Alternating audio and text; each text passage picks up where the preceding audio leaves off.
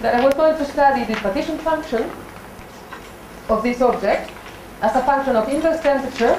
Phi naught is going to be a parameter that is appearing here through the combination of these g and lambda over there. And this partition function was the partition sum that I wrote like this, of E minus beta f of phi and phi naught.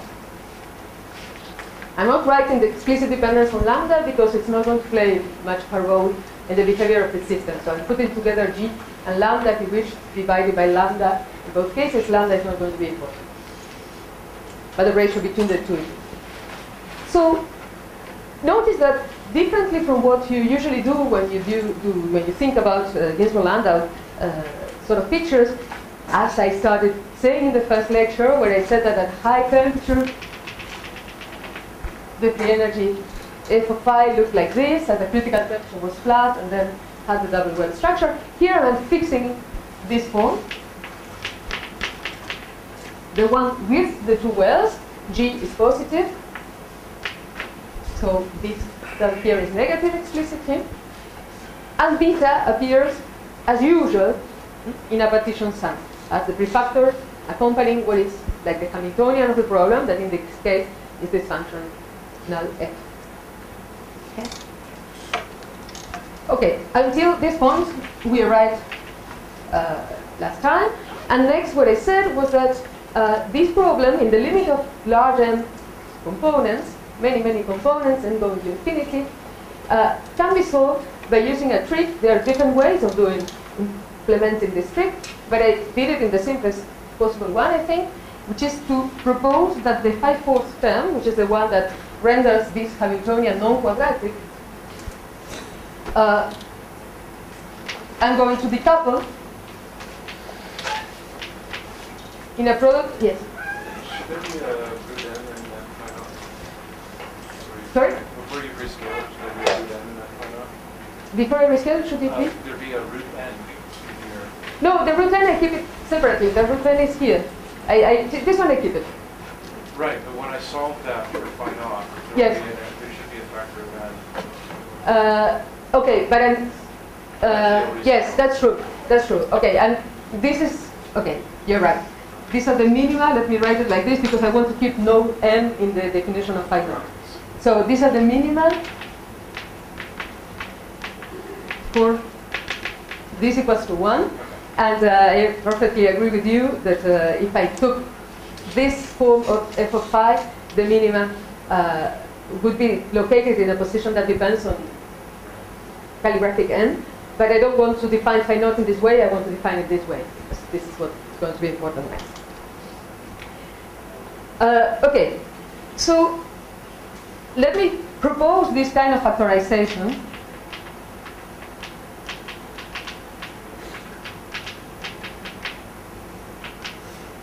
And next, see whether it's feasible, whether it leads to a solution that makes sense. Something I didn't stress the other day, and might have led to confusion because I didn't detail the calculation sufficiently well, but it's also very important to be able to carry on this calculation, is that I should remember that here, in 5/4, there is an R dependence, right? All these phi's here depend on R, and then I have to integrate over space. So here, there is an R dependence, and here, there is an R dependence. But there is no reason to believe that once I separated my 5/4 term in two terms, in two factors, and one of these is an average, there is no reason to believe a priori that this average will depend on R. What I'm going to assume, again, which is a second assumption, and at the end of my calculations check that this is correct, is to say that this 5/4 phi squared x average doesn't depend on the position. So no dependence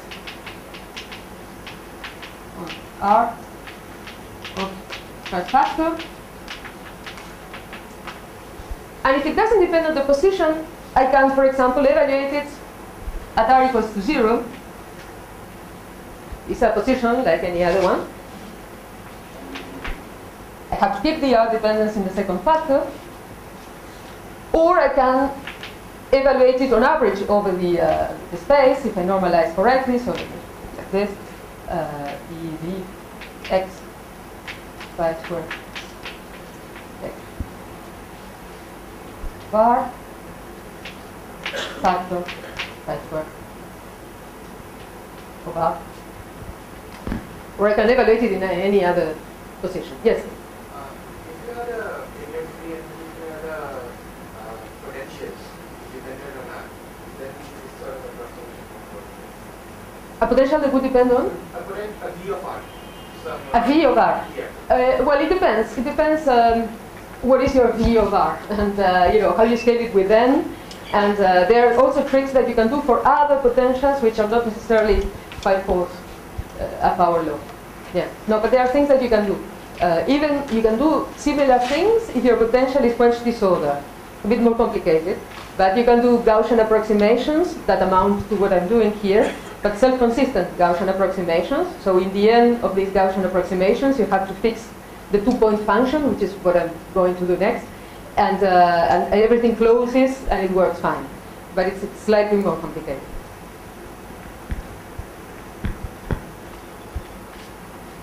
Okay, so this is the trick. This is the first step of the trick. This is the second step of the trick. Once I have done this trick, imagine that here I replace this term in this form. You see that the f became now quadratic. F became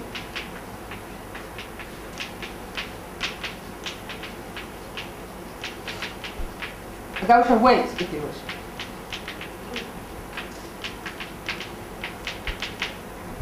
It's a quadratic function of phi.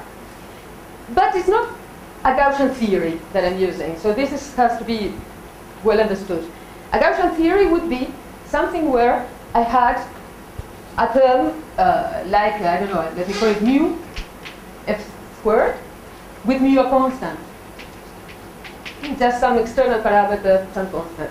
Here, the presence of this constraint in the quadratic part of the potential is going to be very non-trivial. It will have very, very non-trivial consequences.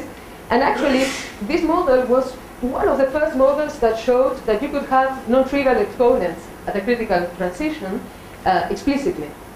So it was one of the first old models that were solved exactly, because it can be solved in all details. And it's one of the models that is discussed in the Baxter book. So here's a reference, exactly. So, models in subnet from 82, I think. But okay, this problem had been solved much before this date, and it has non-trivial exponents at the transition. So exponents that are not, you know, just 1 or 2. So. How go next? The calculation, I'm not going to do it in full detail because otherwise I could spend all my day, all my lesson on the statics of the problem, and I want to go to the dynamics. So let me just give you some little explanation of how you can find the equation for the correlation length that I showed the other day, very quickly at the end of the talk. So the way it goes is the following. So it's better to work in Fourier space. So once you have your f being quadratic, you can go to Fourier. Excuse me? Yes? Was Baxter's solution for general n? Sorry? Was Baxter's solution for general n? No, for n going to infinity, of course. No, as soon as you want to put... no. As soon as you want to include 1 over n corrections or go beyond that, it's very, very difficult, of course. If you put n equals to 2 and you are in 2 dimensions, then you go down to the xy model. I will say some words about that, which can be solved until some points, let's say. It cannot be solved fully, but it can be quite solved. And n equals 3, again, you can say things about it, but you cannot solve them exactly. With 3 you can do by beta on the side, because it gives you a singular answer as well. But the answer is not in 3 dimensions. Not in 3 dimensions. Yeah. So, okay, so n equals infinity is important. Yeah. Even n equals 1 is not probable. So, I mean, N equals 1 is the easy model in a sense. Yes. So, okay, so you go to Fourier, and if you go to Fourier, what you find for the way in which you can rewrite your f with a little bit of calculation, so let me put proportionals, not to put the 2 pi's, and so on. I will write it like this.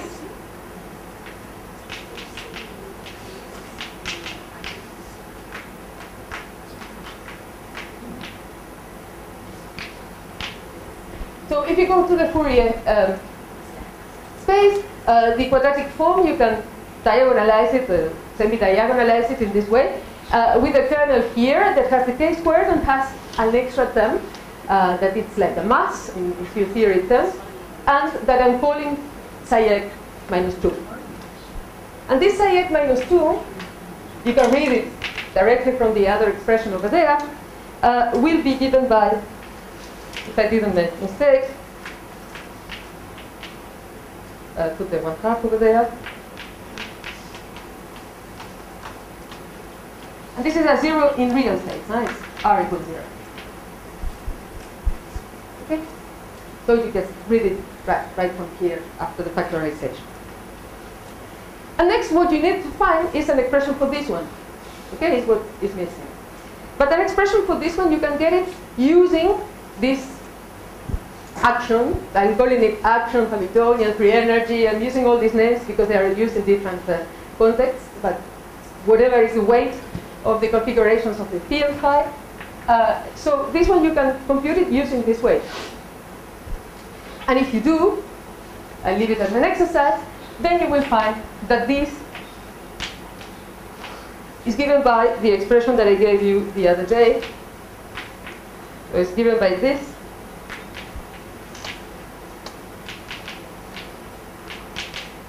Where I wrote it in terms of a discrete sum over weight vectors because it's convenient in this problem to keep a finite volume and follow the dependence of all the correlations and so on, and the critical point and the correlation length, as I said the other day, with the volume. Okay? So this is expression by putting the model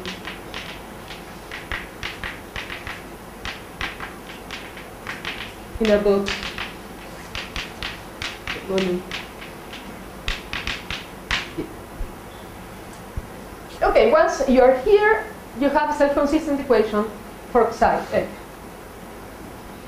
And this self-consistent equation, okay, I'm not going to solve it here. The only thing I want to say is that this equation has solutions. And the solutions it has, well, they will lead to a critical temperature. And you can characterize this critical temperature. I gave the expressions, I think, the other day. It is not very important. It has an equation that fixes it. The point is that there is a critical temperature here. And this critical temperature will depend on, sorry, phi naught and the dimensions of phase.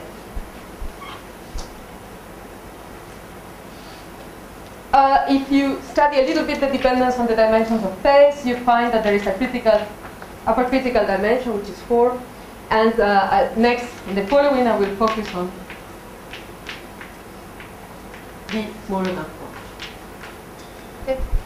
And details on how to continue this calculation and fill in all the holes that are very simple. I mean, apart from solving this equation that might be a little bit more complicated, the rest you can find in this book.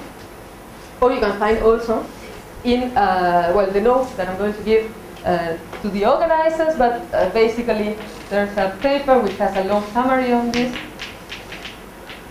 Leticia, so yes? DC depends on phi naught and D, that's the result for n going to infinity. This is for n going to infinity, yeah. For n going to infinity, n disappears from the game.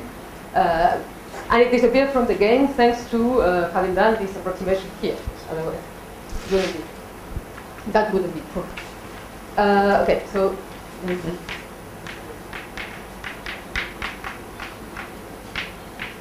around 2000. Okay, but this is just to give you a flavor of how this problem is treated at the static level and how a transition temperature is found, and which is the trick. I wanted to stress this trick. Now what I want to do is to do the same trick, but at the level of the dynamics. So I want to start from a phenomenological Langevin equation for this field with force, deterministic force in this Langevin equation determined by this functional f, and noise. And what I want to see is what happens with the stochastic evolution of this problem. So let me erase here.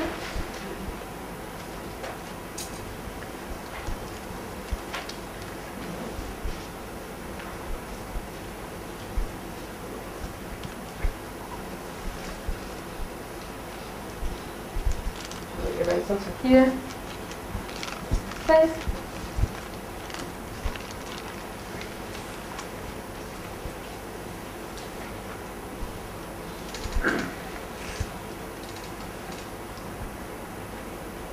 So, the Langevin equation, I have already written it down the other day, I think.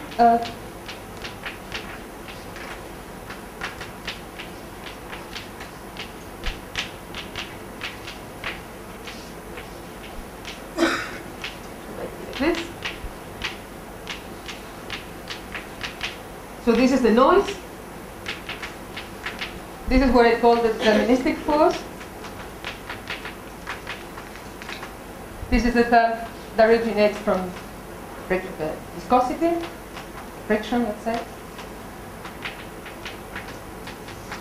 And I dropped the inertia, so I dropped the second time derivative term that might be there, but for this problem it's not going to be important, so I can drop it.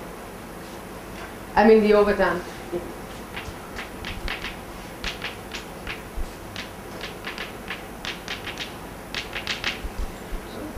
Yes. Sorry, the friction is determined by what? I mean, Physically, okay. There is a very nice proof of the Langevin equation that consists in doing the following assumption. Assume that you have your system, so your field theory, if you wish, and you couple it to an ensemble of oscillators.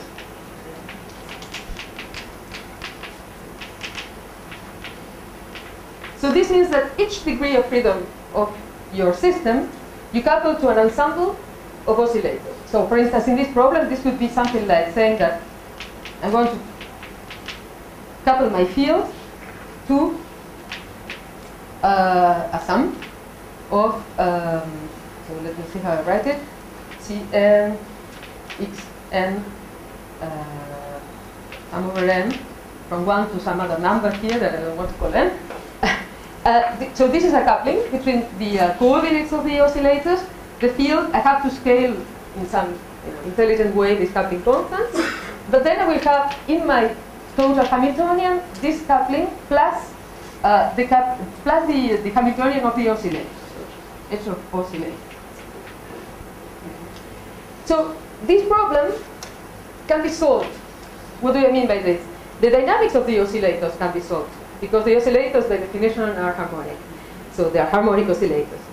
So if you write down the Newton's equations for this problem, for the field are for the oscillators. You solve for the oscillators, you introduce that into the equations of Newton for the field, you will find that these equations gain 2 extra terms. These 2 extra terms you can identify with the noise and the friction.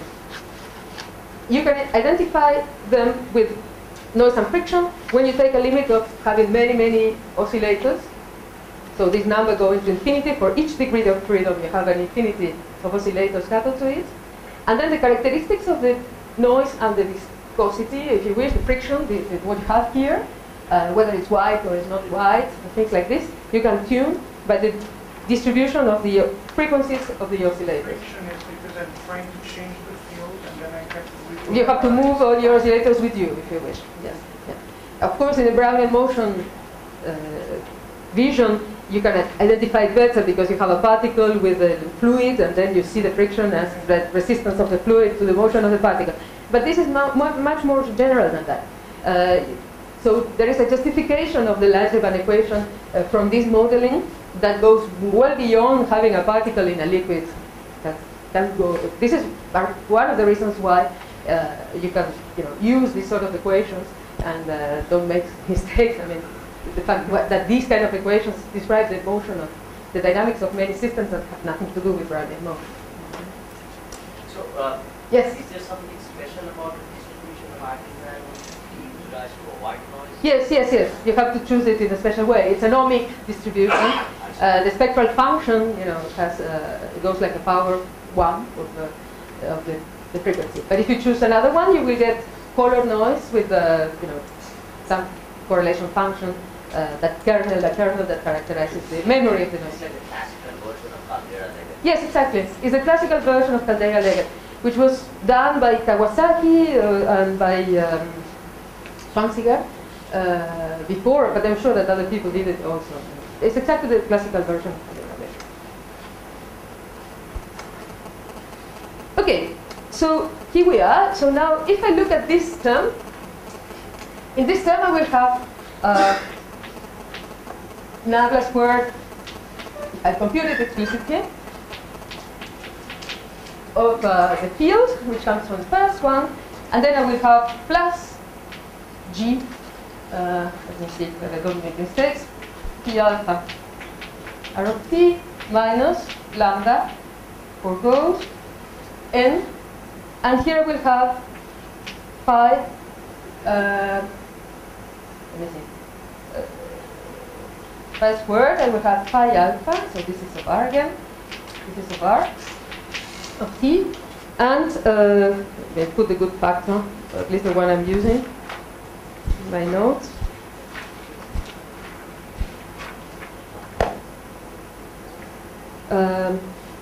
Okay, no, something, okay, let me do it slightly differently to keep the notation I have in the notes, and I have, this is not wrong, but just want to do it slightly different. So, let's look at this term here, before. So that term here I'm going to rewrite in a convenient way. So the way in which I will rewrite it, and I'll let you check that I don't make mistakes here, is that I'm going to write it as what I call f of phi. I'm going to write it as lambda over 4, phi squared minus phi 0 squared, that is the end here, minus lambda phi naught squared over 4.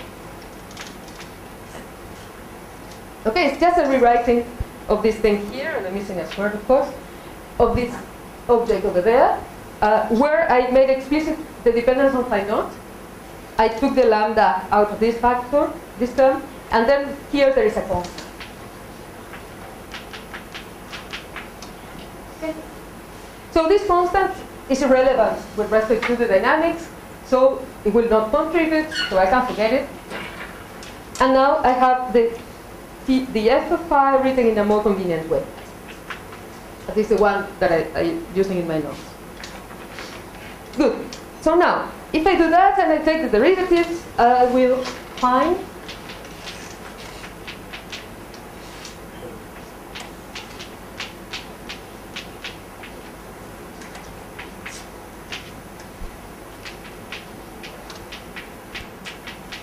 this thing here.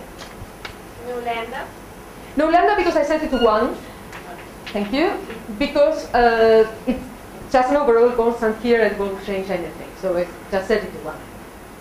And your G got absorbed because The you G is put here. everything in terms of phi naught. Exactly, exactly. So I remember that phi naught is defined. Okay, so what do I see here? I'm still writing in terms of fields, vectors. So I see that this term is linear in phi. This term is the noise. There is one term here which is linear in phi. There is one term that is not. This. So it's the same situation that I had before at the static level, only now I have time dependencies. And these are important. I have a time dependence that I want to stress here, here, but especially here. Have trace and time dependence. So I want to do the same trick that I did before. Only that now my phi 4 my phi squared, sorry, depends on two variables, the space and time. So the naive assumption would be to say that I replace this by the average, and I don't keep neither the dependence on R nor the dependence on T. But that would be wrong. I mean, if I do that, it's an assumption. I do it, I go and check whether I find a solution consistent with this assumption, I won't find it. What I realize is that I can drop the R dependence, but I cannot drop the time dependence. So don't drop.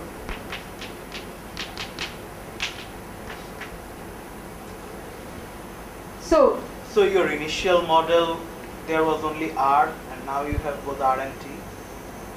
At the beginning, I had only R here in what is like the Hamiltonian. But next, I included dynamics into the program through the Langevin equation. So now I have time as well. So this is the evolution. This is what dictates how the field evolves in that. So now I have both. And here, when I want to copy what I did before, if I copy it too naively, I would make a mistake. This, of course, you can realize only if you do it, and then you realize that you made a mistake. But I'm going to do it directly, correctly. And what I'm going to do is the following. So let me see. I'm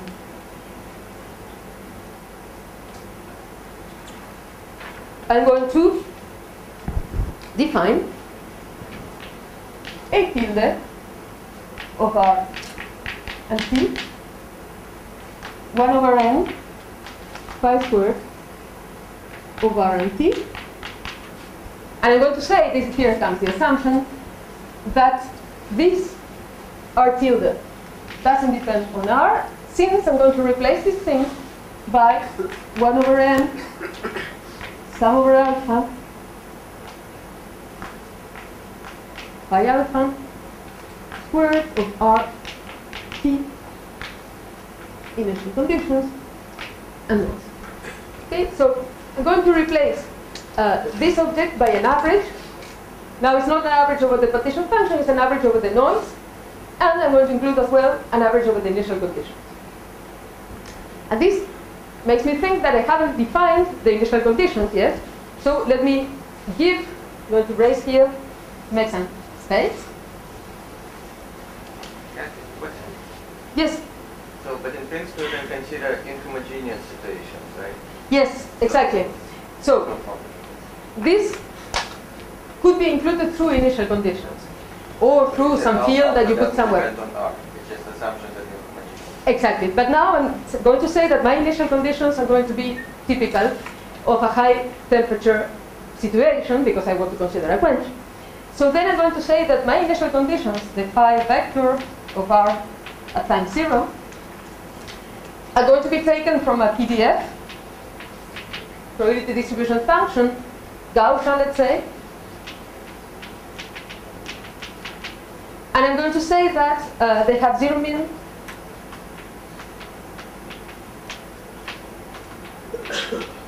So I'm using these square brackets to note the average over this probability distribution, and that they are beta correlated in a way that introduces some parameter, delta. And here I could choose different kinds of correlation functions. I could choose delta correlation functions in space. Or I could give it some width, not to work with something which is going probably to bring me some divergences. So I can put some cutoff, as I said that was necessary last time, and well, regularize a little bit this delta function.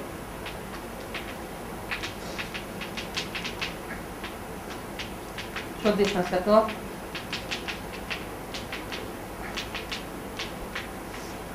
Then I'm calling lab. Sorry. Yes. You're starting close to the stable maximum. Exactly. I'm starting close to here with fluctuations, which corresponds to saying that I start from a disordered initial condition, which is like saying that I was in equilibrium at some temperature, let's say, and then I quench. But if you compute this, I mean, everything is symmetric with respect to the origin. If you compute the average of your field in the time evolution, you will get only 0, right? Yes, Yeah. So what do you have to but you will compute correlations. Correlation. And the correlations will be non-trivial. But the average also tells you some interesting features that I will discuss later. Okay, so now the question is, how do I compute this A tilde? And the calculation goes along the same lines of what we have done for the static. Actually, what one has to do is to notice that once I replace this pi4 term in the way I factorize, and as I did, what one finds, so replacing A tilde in the Langevin equation, you will find that the components of the field decouple.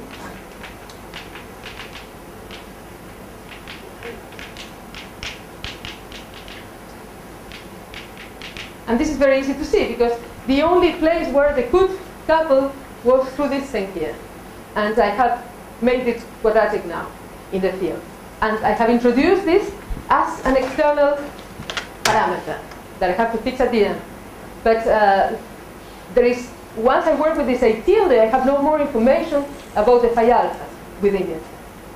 So the components decouple. And if I write down the equation, which I write it down here because it's the thing with which I will work,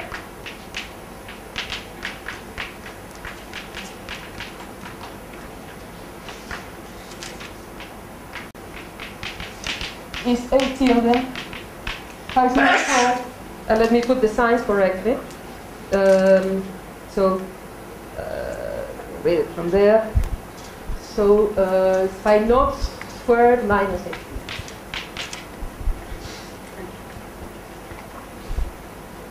Okay, so now I have an equation that I can solve. This equation, I can solve it easily if I go to Fourier once again. So if you Fourier in space, I get d phi of k t dt equals to minus k squared plus a of t that multiplies phi of kt plus psi k and t.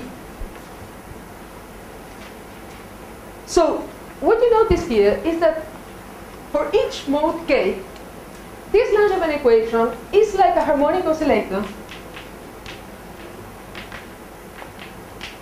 with a mass, with a, well, spring constant, let me call it, which is equal to k squared minus a of t. So I don't know if you remember the equation for a harmonic oscillator, but okay, I can write it down. The potential of the harmonic oscillator is k, the spring constant, so let me call it spring constant here, x squared over 2. So the force is obviously minus k spring constant x. So in the Langevin equation, this is the part that we learned the deterministic force. So it's something linear in the variable, x, in the case of the harmonic oscillator, with a prefactor, which is this spring constant. Here I have the same thing, but my spring constant depends on time.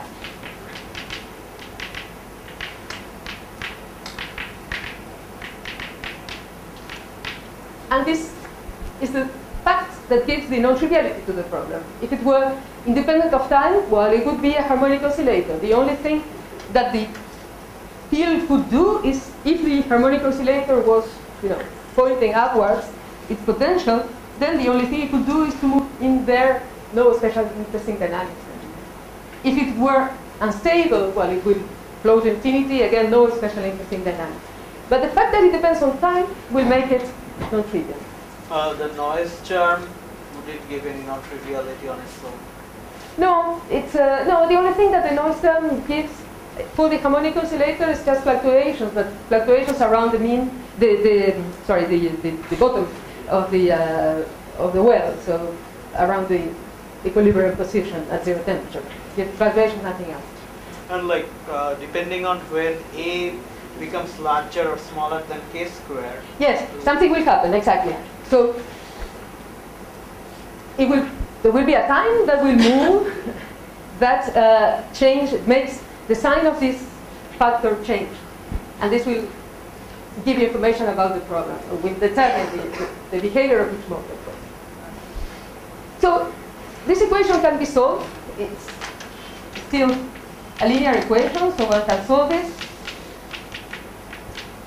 And the solution looks like this.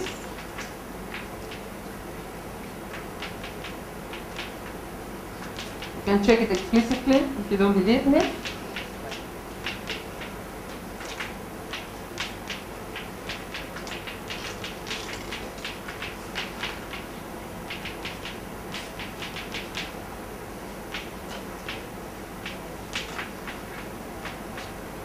Okay, so there is this time-dependent harmonic constant here that will appear in an exponential integrated.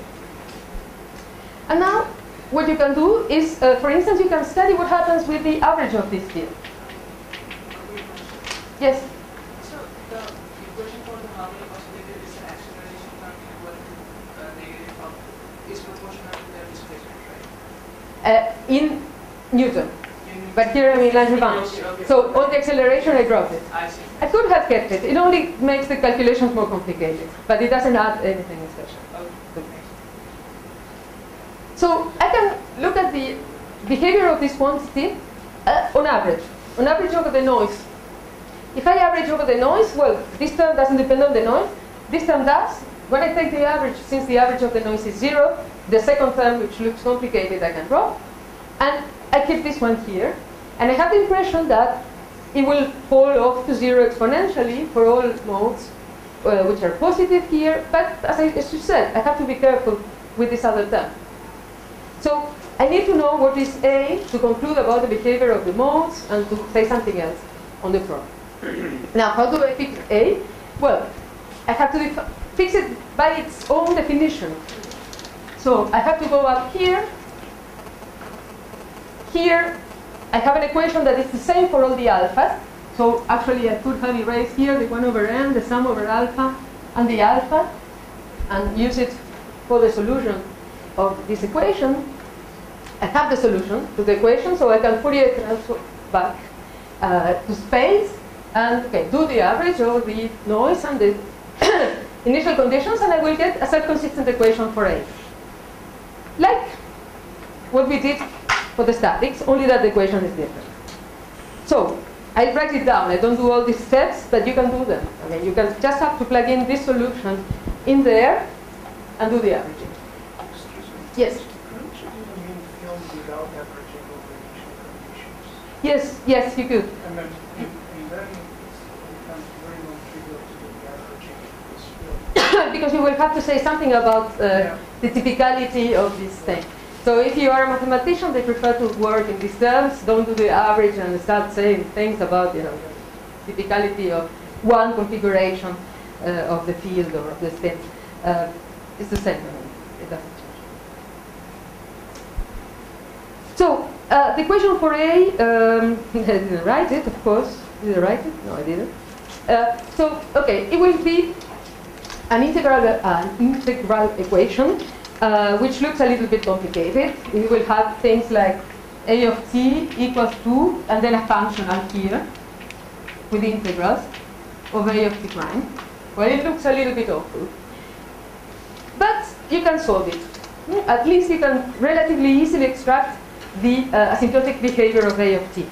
And you can even solve it exactly numerically and get the full dependence and so on and so forth. What is important is the asymptotic behavior of the A of t, actually.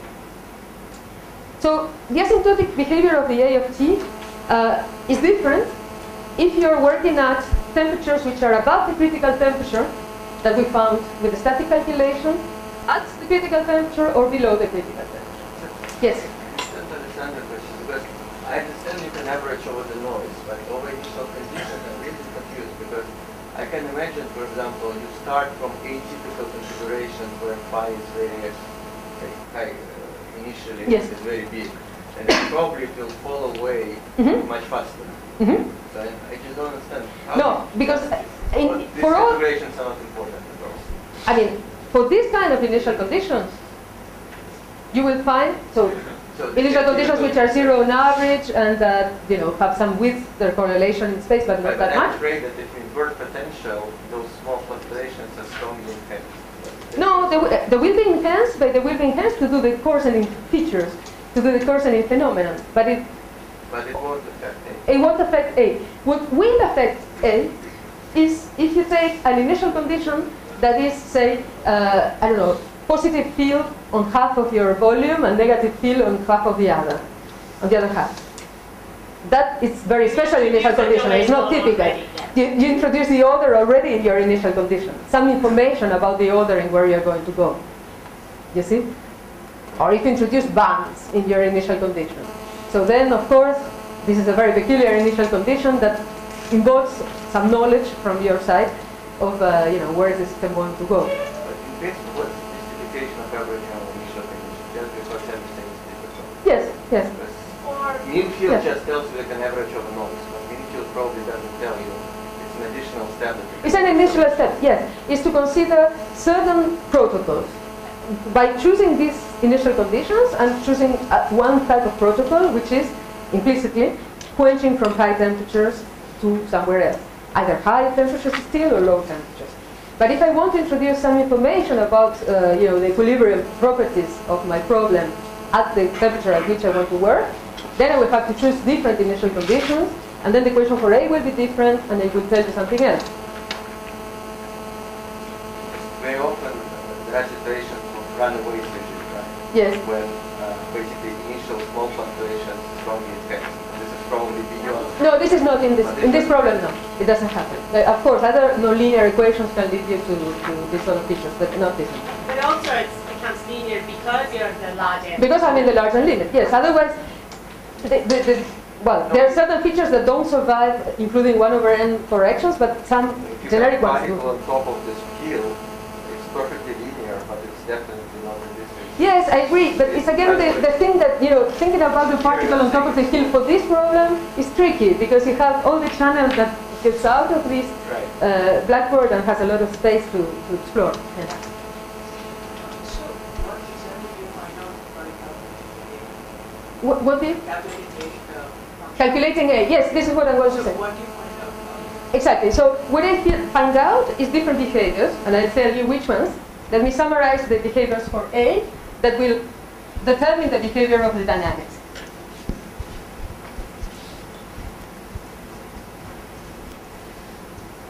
So I'll do it here.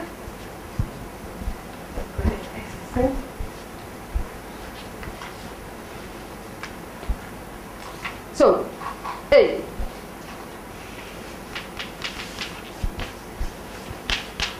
T larger than Tc, T equals to Tc, T more than Tc.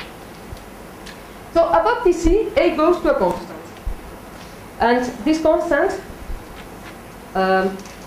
is just the equilibrium correlation length minus 2, not surprisingly. Because if this thing goes to that constant, maybe with the opposite sign, yes. Is it sign there? No, it's okay, sorry. It's okay.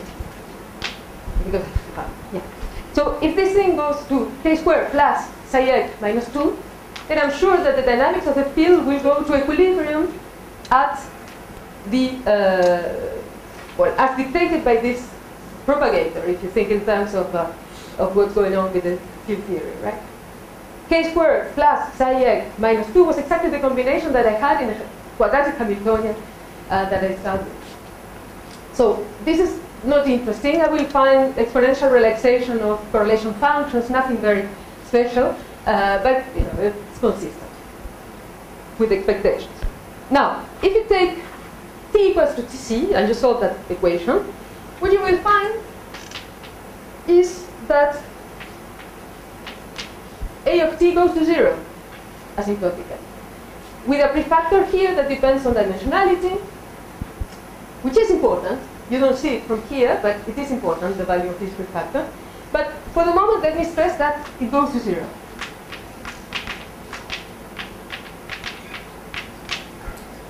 And if I go below Tc, it also goes to 0 with a different prefactor. as 1 over t.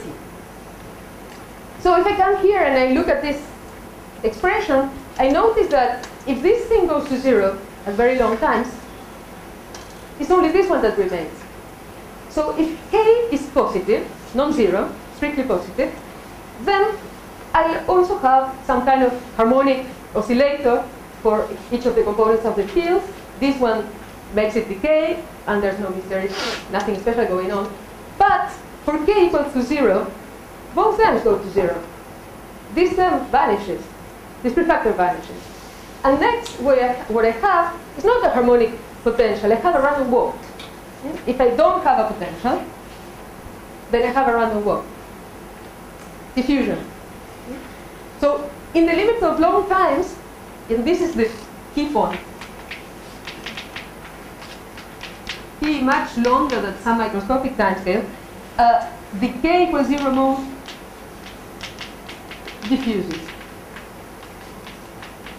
And this is at Tc and below Tc.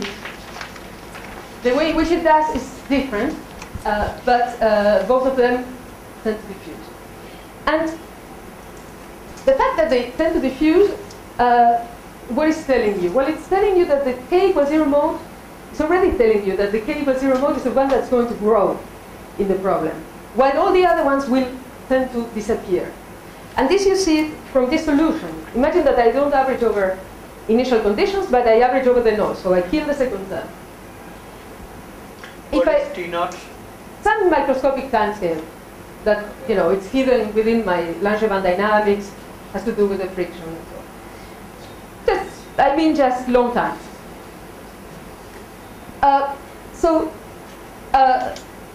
This first term is the only one that remains after averaging over the noise. And I see that if a of t goes like 1 over t, the integral of 1 over t will go like a log. The log in the exponential will give me a power law. And the power law will be determined by the prefactor here or there. Okay. So I will have a power law dependence on top of this exponential here. But this exponential here, for k equal to 0, is not there, so I only keep the power law. So it's very peculiar, the k equal to 0 mode, in this sense. This, if I look at what is the, for instance, let's see, at t minus t is more than c. I mentioned some kind of Gaussian-Einstein condensation features the other day. So what's going on here? If I look at how the 0 mode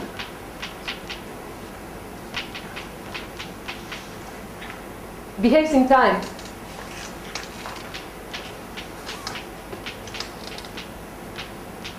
well, it's the initial condition that it's over there. I'm not averaging over it. And then I have t to the d over 4. Where is the 4 coming from? Because I forgot a 4 here. Yes, I had forgotten a 4 here. So it's d over 4. So it's growing, you see? Growing in time. So the dynamics is such that this 0 mode tries to, does grow in time. But if you remember, and if you do the calculations until the end, of the static properties of this problem, you will see that the 0 mode in the static configuration has an average that goes with the volume of the sample. So this thing is tending to do what it has to do in equilibrium, but it will never reach that volume dependence for finite times.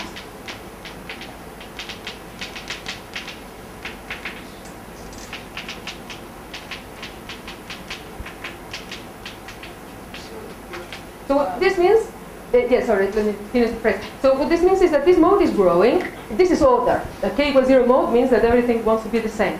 But it will grow in time, but it doesn't really reach the equilibrium situation, which is every single piece of the sample covered by this order, in times that do not diverge with the volume, because I need something that diverges with the volume to reach this. Yes?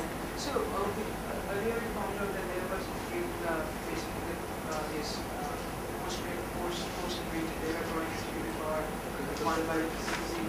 Yes. All these things you can compute here. Exactly. So this, for the moment, I only talked about this condensation phenomenon and time-dependent condensation phenomenon of the zero bound. Now, all the scaling I discussed in the last lecture was extracted from the correlation functions, or was applied to the correlation function.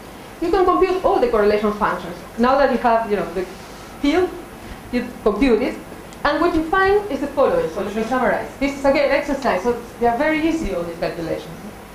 They are a bit lengthy, but they are extremely easy. So what you will find, for instance, let me see, at TC. At TC you'll find that this correlation function, let me see which one I wrote here. Well, I wrote the most general one. Initial conditions, no. So this correlation function will behave as phi naught squared r, let me call it x and y, and r will be x minus y. So r minus 2 minus 1. There is a function of t over tw here, and there is an exponential, there is a t over r squared to the 1 minus b over 2, and there is an exponential of minus r squared over 8, 4 e plus 1. Okay, so this is the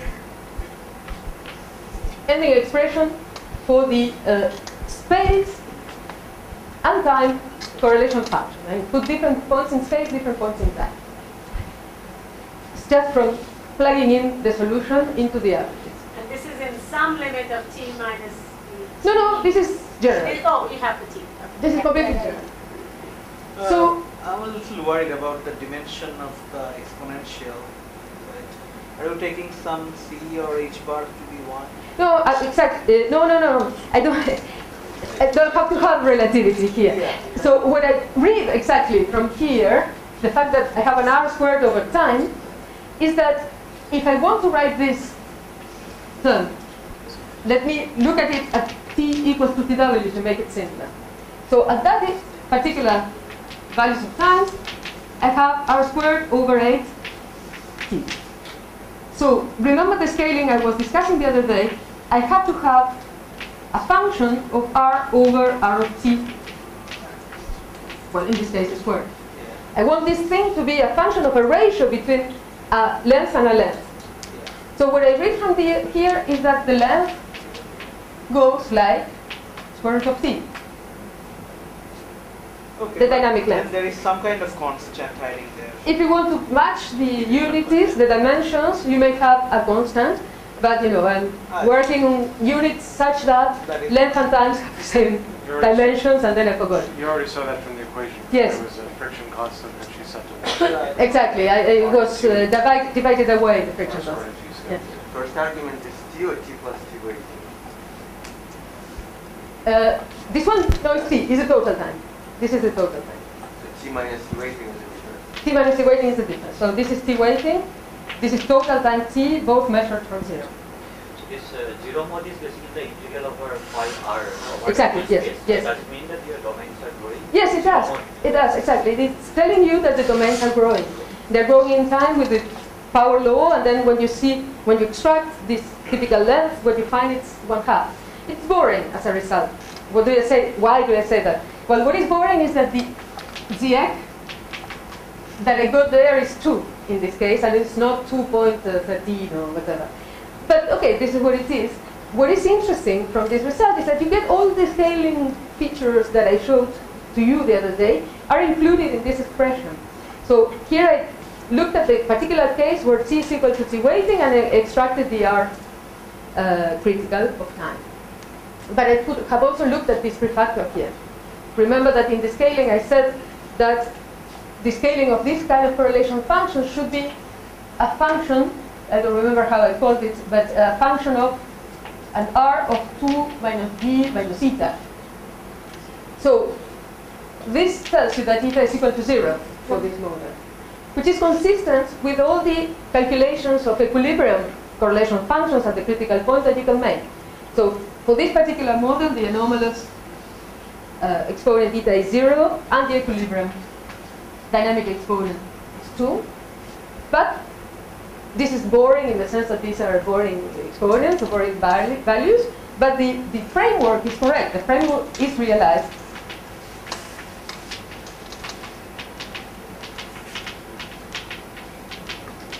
By the mode. And this is nice, because you have an exactly solvable model where you can see all the features appear. Yes?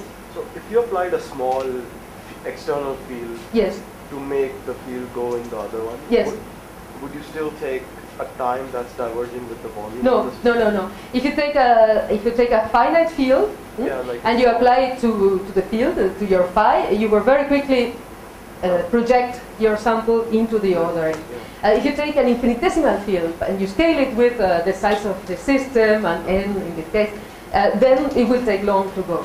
But if it's finite, then that's boring as a procedure, if you wish. It's like pushing the thing away from there, from the maximum, and it will fall. You're mentioning that if you take t waiting plus small time, it should look like local equilibrium. Yes. So you could see that they decay exponentially in time, right? Because if you take your exponent and say that t is t waiting plus tau, it's Yes. decaying in time. But it's still Gaussian in space, not Yes. exponential. Why is that? This form is a peculiarity of the model. This Gaussian thing is a peculiarity of the Gaussianity of the model that you have from the start. This Normally you expect a short distance. absolutely, absolutely. So this you don't get with this model. Remember that I said that the general form was this R to the minus, or something like this, times a function of, if I stay at equal times, a function of R over RC of t. Now this scaling function is something which is very difficult to compute for problems which are not like this one, which is solvable, for problems which are more realistic. And the features are very sensitive. So, I mean, you can change them by changing model, and this is not universal. This is what I mean. The features of this scaling function. If you don't average over initial conditions, you still get that. Yeah, you still get that. Yeah, no, it's not. You're not going to cure it in that way. So, yes. One curiosity. Sometimes, Langemann problems like this particular white noise can Yes. be written as kind of an ingredient, one theory and one higher dimension, like a Fokker-Planck. Yeah, but you can do it in Fokker-Planck, but you don't gain simplicity of calculation. Let's say. That's what I want. Yeah, no, not in this problem. Not in this problem. Yeah. Exactly, but in this problem it's more difficult. In diffusion problems it's not. It's better to do it in Fokker-Planck usually. But for this sort of problems it's better to work with it. Now I was wondering whether you learn anything by putting it as a quantum problem. Ah, yes. You can learn things, of course. You can learn things about the gap. You can estimate the time, the equilibration time from looking at the gap of the excitations of the Fokker-Planck operator, or a la Schrödinger, and all these sort of things can be done. But I don't think you gain much more information than you get back. Yes. How to find the solution of the integral equation for EFT? Sorry? The solution of the Yes. integral equation for EFT. Where can one find it? Where can I find it? Okay, you can find it in in this paper of Corberi, Michielo, Zanetti. There's a lot of details there. Less details, and only for the low temperature phase, I think, are in Alan Bray's review.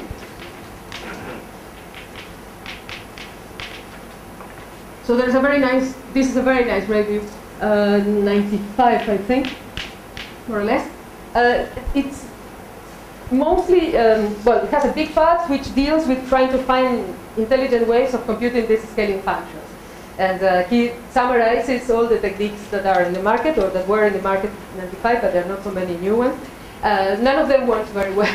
I mean, certain aspects they do, some other ones they do.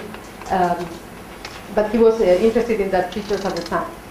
The A of t, you can find it in this Corberi paper with much more detail. Okay, so I could also show you which is the scaling form for this problem below the critical temperature. I'm not going to do it because it's a long expression. The point is that satisfies all the properties that I told you about last time. Let me just say that ZD is also true. And this means that at low temperatures, the domain is rho like T to the 1/2 as well in this problem, which is not the case in other problems. In other problems, ZD remains, for instance, in Ising model. Do you mean high temperature or low temperature? Because previously you did T less than Tc. Yes. And this is T bigger than Tc? No, no, no. This is for T less than Tc as well. This is for, here was T equals to Tc. Yeah, but before this you wrote an expression which you wrote T less than Tc. I wrote an expression for A. I said how A decays when T is less than Tc. So it's like D over 4T. And then I said that the mode, the zero mode, condenses with the power law below Tc. I see. That's what I said before. Function. Now I was talking about correlation functions to extract the Grobin length. Okay, so just stress here that the Ising model also has ZD equals to 2, but ZD is different and it depends on dimensionality and it's slightly larger than 3. This is important for what I want to say next, because I'm going to stop discussing this ON model now, and I will try to discuss with you a bit briefly yes? Actually, for T equal to Tc, we have seen that AT was T minus 4 by 4T, right? Say it again. So for T equal to Tc.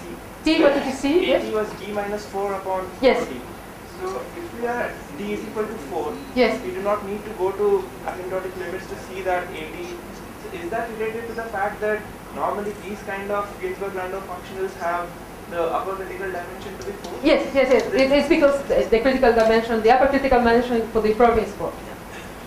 What's the difference between ZD and Z equilibrium D? This is the dynamic exponent that characterizes the growth of equilibrated patches at Tc. Right. So this is at Tc. Okay, and then what is ZD? Is the one that characterizes the equilibrated patches below Tc. Oh. So let me put it like this. So what's above the line is below Tc, and this is at Tc. Okay, so what I want to do next is to revisit these Kibble-Surek arguments and tell you that for these problems that are coupled to a bath, that can have this, do have dissipation, that do have domain growth of this kind, the at least the naive way in which the statement is made is wrong. Okay, so I want to insist upon that. This one is numerical. This one here, Yeah. this one is numerical and RG calculation. At the critical point you can do.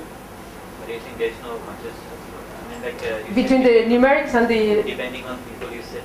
There is little differences. There is little differences here.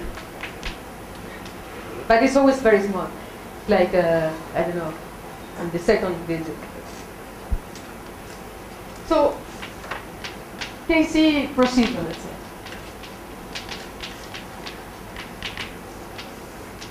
So I don't have a lot of time, so I will be brief in this part.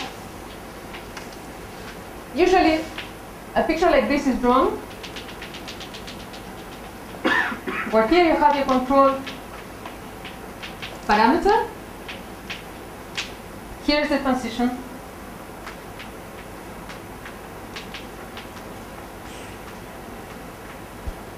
For me, the control parameter is temperature. And this is the equilibrium correlation length, which diverges with some power law at the critical point. Right? And what people say, which is definitely true, is that if you now, instead of very rapidly cooling by a quench your sample, you do an annealing procedure, so something like that looks like this. So this is the control parameter. That for me is temperature. This is time. This is the level of the critical temperature. This is 0 time. So this is positive time. This is negative time in the convention. and that you change your temperature in a linear way, so you do something like this, for instance. Then what you will find by this slow cooling, if you just know Q to be slow, is that the system will follow this line in the sense that it will have equilibrated patches of the length of the correlation length, roughly speaking, up to a certain point, and that then it will block. And at the moment at which it blocks depends on the value of Q, and it will block later, in the sense that for a value of psi which is higher, if you do it more slowly, and so on and so forth. So I fully agree with this first part, which is definitely true. With what I don't agree with this part here, and with this part here. Why so? Because I have argued for 2 days now and a half that if you do an infinitely rapid quench, either to the critical point or below the critical point, the system does not block. It continues to evolve. It continues to evolve by growing these structures, which are either the equilibrium patches at the critical points or the domains, which are more nicely looking below the critical point. So there is no blocking. Not even for a quench in my language, which means infinite rapid cooling.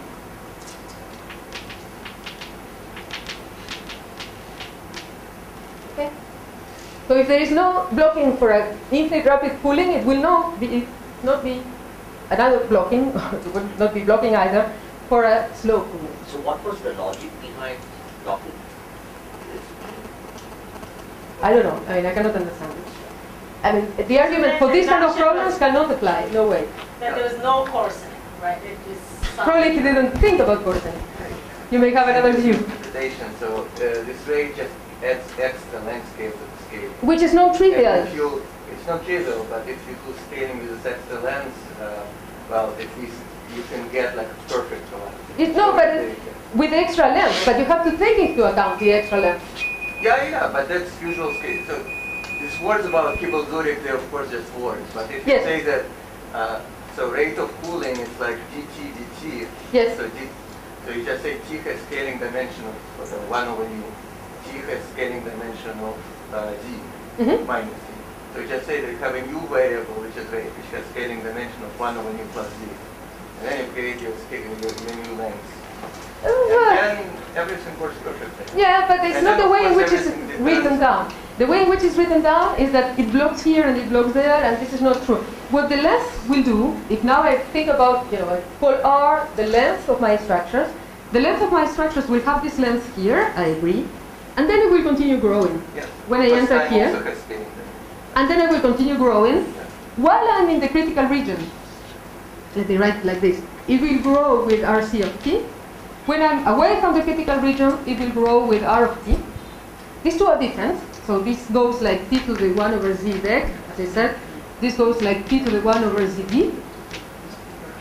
And if you want to measure how the length that gives rise to the density of defects, the density of domain walls in my program, depends on tau q, you will find, let's say that you want to measure here, at some temperature t star, then you will find, I don't know, this value for this tau q, another value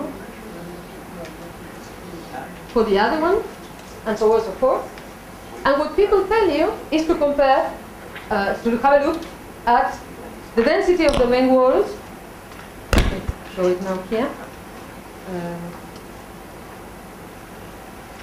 Just a quick question. Yes? What are tau q1 and tau q2? There are two values of the cooling rate that you use to go through the phase transition. So say that this is tau q1, this corresponds to tau q1, this corresponds to tau q2, and so on and so forth. So here you're going more slowly than here through the phase transition. Okay? And imagine that in my plot, I say that I want to measure at some given temperature T star. Well, I want to measure here, I want to measure there. I want to measure here for another Q, and see what is the number of domain ones, interfaces.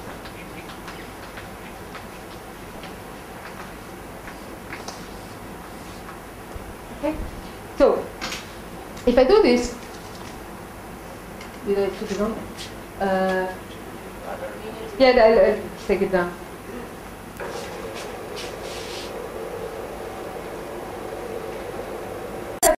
What I derived for RC of T here, R of T there, I do the matching between the two. This can be done when I go through out of the critical region and within the lower critical region.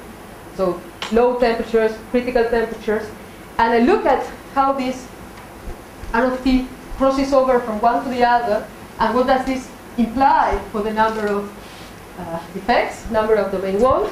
The idea is to say that the number of defects will go like 1 over the RD that you have at the time that you want to look at. But there are two dependencies here. There is the time that you want to look at, but there is also the cooling rate with which you went through the transition. So there are two parameter dependencies there.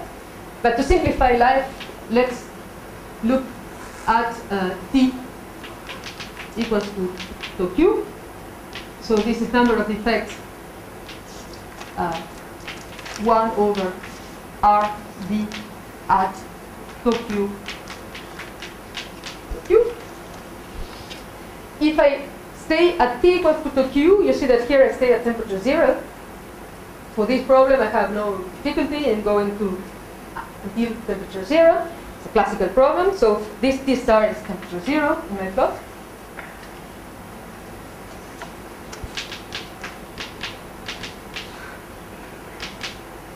Temperature 0. Okay?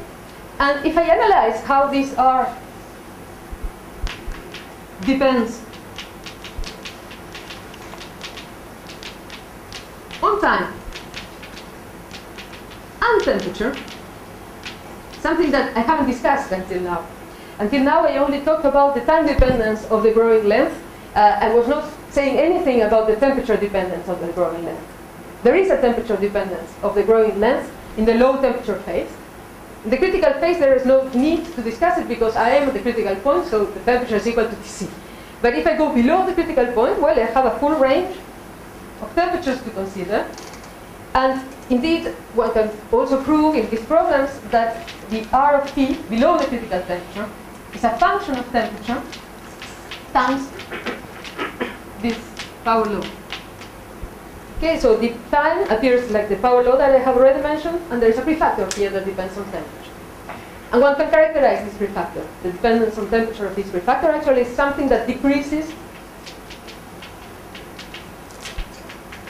to 0 at Tc. This one. And then you have to do the matching when you approach the critical region. You have to do the matching between this one and that one. Okay? So from that matching, you extract how this one decreases to 0 at Tc. This can be done, and can give you a reference if you wish. Anyway, so once you have established this form below Tc with the temperature dependence, and the other one that you already had at Tc without temperature dependence, if you do an extra assumption, which is to say that when temperature will depend on time, I will be able to replace temperature as a function of time within this prefactor, which is not a trivial assumption, but more or less we checked it. If you do that, okay, you put everything together, you replace in here, and you find that for this problem in particular, with all the exponents that are known, for the 2D Ising model that I'm looking at in this picture, the density of defects at this Q goes like into the Q to the minus 1. Okay? And if you use the exponent that Kibel-Surek tell you, or the argument tells you here, you will get a value which is 0.31, I think, something like this, 0.3, minus 0.3. So this one is much smaller than the other one. If you don't want to call it Kibble-Zurich, let's call it blocking. This is the important thing is that this one is much more than another. Yes? I think in Kibble-Zurich you should interpret it that this gives you a starting point. So you just basically start at this particular concentration, this particular value. Exactly. So that you have your forcing. Absolutely, this is what I'm saying. This is exactly what I'm saying. It's not what I read in most papers. Misinterpretation. But no, it's not what I read in most papers. In most papers, many papers, I see people measuring here. Have interpretation, misinterpretation. Many people measure here. Yeah. Some of Zurich's papers as well. Yes. And this is not true. I mean, this is just. Of course, that the scaling they have for this point is perfectly correct. No question about it. It's only that you have to add the further evolution that you have at the critical point, which turns out not to be very important, but below the critical point.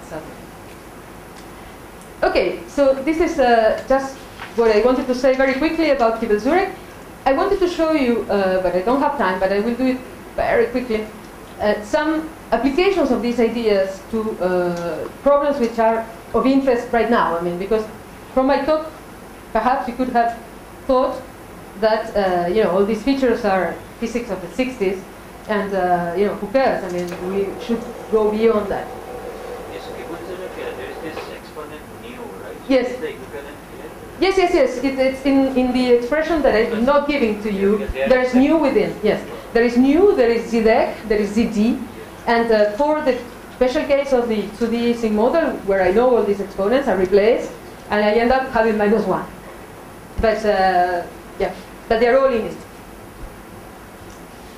That 0.31 is you obtain from the equilibrium values of nu and z. Yes, yeah, exactly. It's just equilibrium. That's what you get here.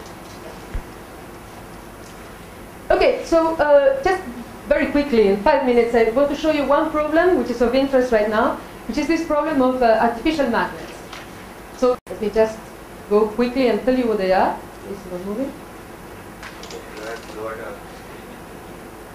Sorry? A little bit, yes. So these are arrays of little magnets. So you have to see here a square lattice. A square lattice where they are on the links. This is the link. A little magnet is sitting on top of the link. Here there's another one, another one. So they are building a square lattice, but they could build any other kind of lattice with these little magnets, which actually they're not so little, so they're kind of macroscopic objects, which are like this, arranged in vertices, in this case, of coordination 4. And the other thing that you have to see in this plot is that there is black and white, white and black. So this means which is the orientation of your magnet at this particular configuration. So imagine that I say that white and black means an arrow pointing up. So the magnet is oriented in this direction on this link. On the horizontal is like this, here is like that, and here is like this. Okay? So this is the pink vertex. And if you now think in terms of arrows, you see that the vertical arrows are antiferromagnetically oriented. They point in opposite directions. And the horizontal arrows as well. So this is like an antiferromagnetic local order in the horizontal and vertical direction. Okay. Next, if you look at the yellow one, you will see that there are 3 arrows pointing in and 1 pointing out. Or the opposite. I don't remember which convention I used before. In any case, there are 3 white dots close to the vertex and only one out of it. So this is like a 3 in, 1 out vertex. 3 arrows point in, 1 point out. And this one is? You want to reverse 2 arrows in the blackboard. In the blackboard. Because I think I changed convention while I was talking. So let's see. Let me write my convention. So 3 in, so white, black, like this, and yes, exactly. I have to reverse. So white is up, white is in, and white is down. So here is white, and so on and so forth. So this is for the pink. For the this one is 3 in, 1 out, and this is 2 in, 2 out. So that's the blue is 2 like this and 2 like this. So it's like a ferromagnetic vertex in the sense that they're oriented in the same direction horizontally and vertically. Okay, so it's not difficult to imagine that there are 16 possible vertices that you can construct. And if you look at the experimental realizations that these people are doing, it turns out that if you count the vertices, you will see that there are more of antiferromagnetic ordering than the other ones. And this is because of the kind of lattice lattice spacing that they use in their construction. You can argue, you can compute why this is so, that the antiferromagnetic vertices are energetically favorable in this situation. Yes?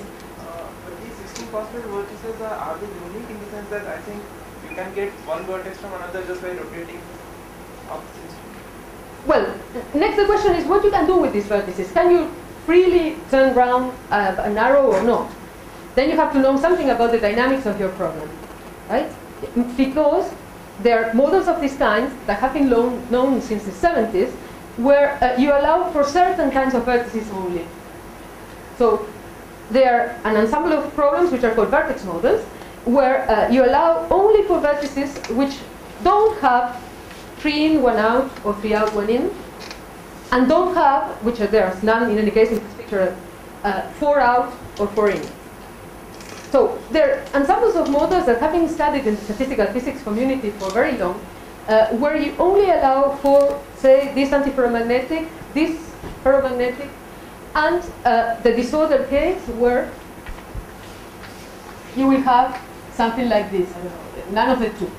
So I don't know, something like, is this a good example? Anyway, all the, let's say, 2 in, 2 out possibilities. This is what is called the 6-vertex model. So if you are in this context, then you cannot flip freely an arrow because you will break the constraint. If you flip an arrow, you won't get 1 2 in, 2 out vertex. You will get something else. You get out of the definition of your problem. Now, in this context, in the experimental context, this is not the case. You have thermal fluctuations, you can break the constraint, you can have all kinds of vertices, the 16 kinds of vertices. Only that, for energetic reasons, these are more favorable than the ferromagnetic ones, than these ones, and than the other kinds of effects. The ones with 4 he was depths. asking if you rotate it, is that a distinct vertex? This is what we are, sorry. Yes, exactly. No, it's not. There are symmetries, yes. You can pair your vertices. Okay, I have it in a transparency. Here's the all the vertices that you can have. So you can have ferromagnetic vertices, like this. This is the rotated of that one, in the sense of more than rotated is the inverse. I invert each of the arrows. This is another kind of ferromagnetic vertex, and this is the inverse of that. This is antiferromagnetic, and it's inverse, 4 in, 4 out, and the other 8 cases where I have 3 legs of one kind and 1 of the other. So these are all the vertices that you have. Now, these people, let me go quickly. Okay, these models, as I said, have been studied when there are no defects. The phase diagrams are known. The phase diagrams have very nice features. There is a disordered phase that for this kind of models, the 6-vertex model, is of 2D XY model time, is critical. This phase is critical in that case. It is not anymore if you add the other vertices. There are ferromagnetic phases, there's antiferromagnetic phase. There's a lot of richness in the phase diagram.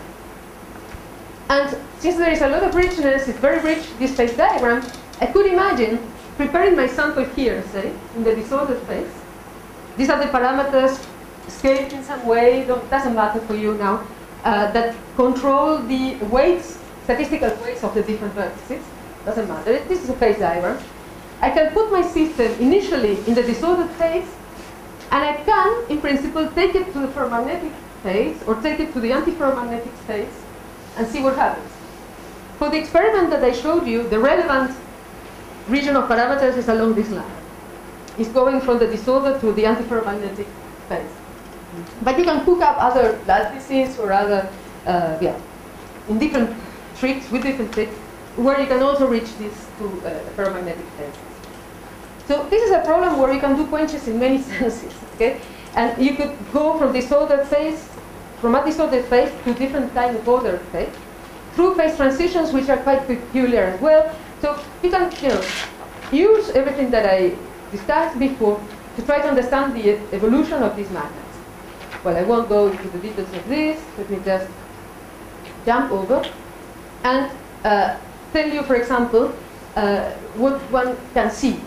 So one can start a situation in which, from a situation in which your system is disordered.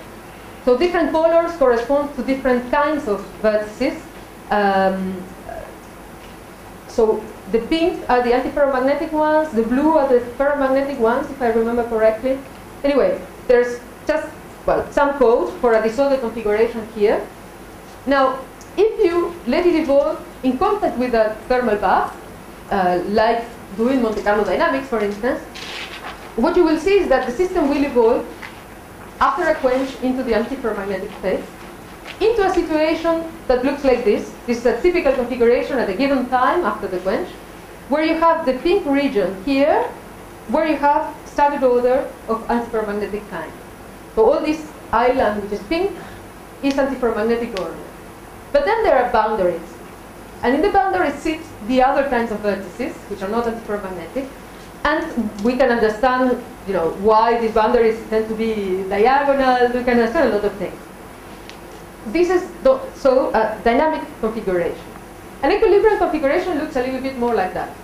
It's more of a sea of antiferromagnetic order and defects because of thermal fluctuation, as in the easing problem that I was discussing.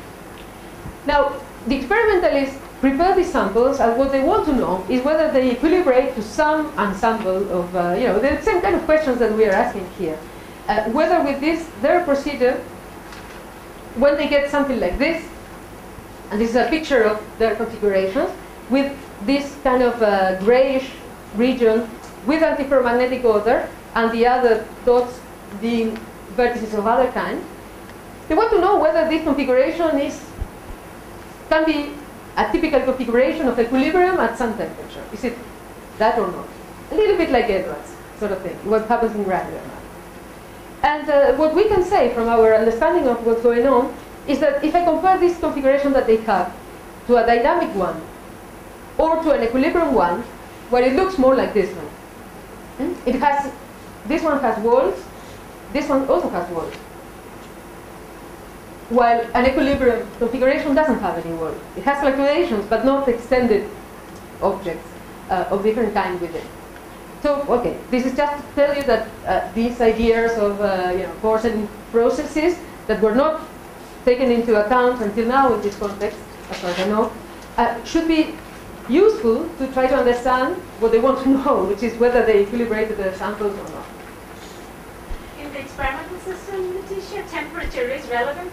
No, but they do. No, the things are big. But what this experimental group does is that they grow, as you do in granular matter, they grow the magnets in time.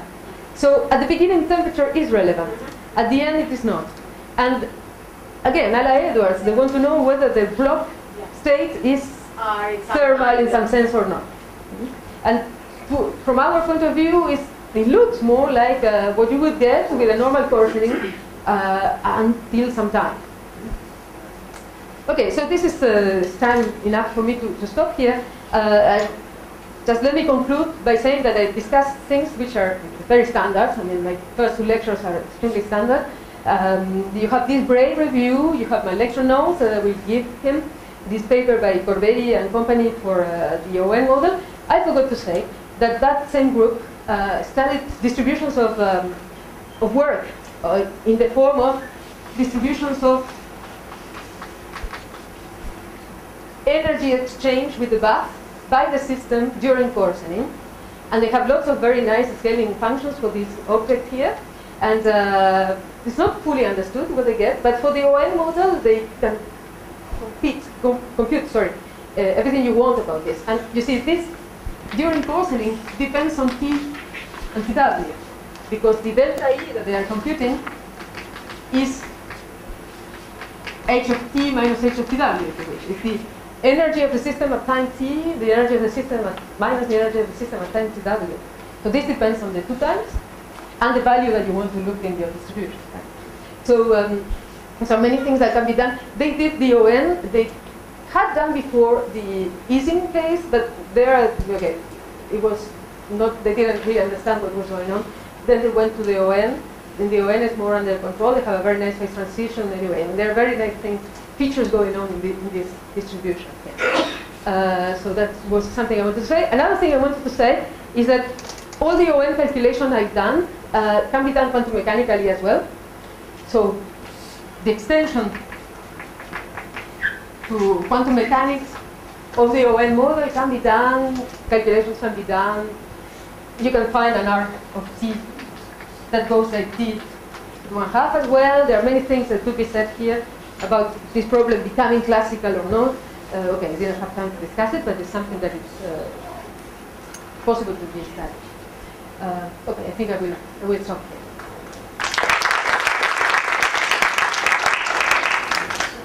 Yes? So what testing is for exploit type models? Yes, exactly. That is something else that I forgot to say.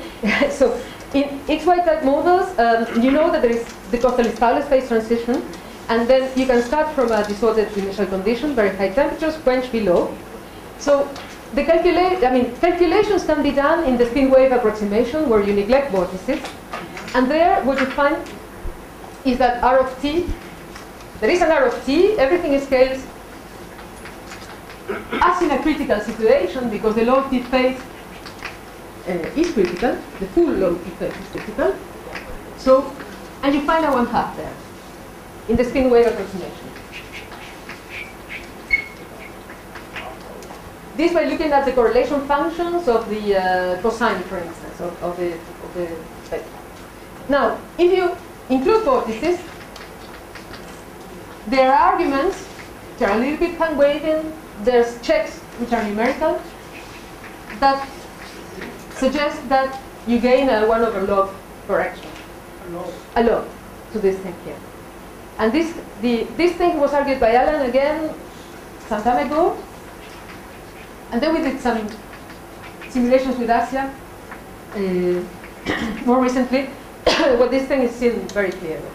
And there were also numerical results by Hughes before that got the log there. Was it ever done for log 3 sigma model? For the? 3 sigma model. Oh, 3? Oh, 3 sigma model, yes. Again, Alan has arguments, and numerically it was done by Japanese guy, whose name I don't remember. But yeah, he did the O3. There's nice because there you have lines of effects, and he has a wonderful dynamical program and graphic thing that shows you how these lines combine or open up, or they do all sorts of amusing stuff. I'm not so surprised by these experiments getting domain walls because it's like doing crystal growth by doing a certain quench Absolutely. below temperature. Yes. And it's very hard to get a monocrystal. Yes. Usually it's done by starting with a local quench. Yes, and doing it. No, I absolutely agree. No, I don't think they tried that. They're pretty recent, these experiments. They are from last year. And so this is a group in the UK. It's a huge collaboration on these problems in the UK. And then there is another group in Los Alamos, and they're doing a different kind of procedure. They're doing more like shaken. They apply a field, and they oscillate this magnetic field, different directions with different frequencies and so on. And then they see which kind of configuration they get at the end. And again, they check equilibration or not of the ending configurations they obtain. Yeah.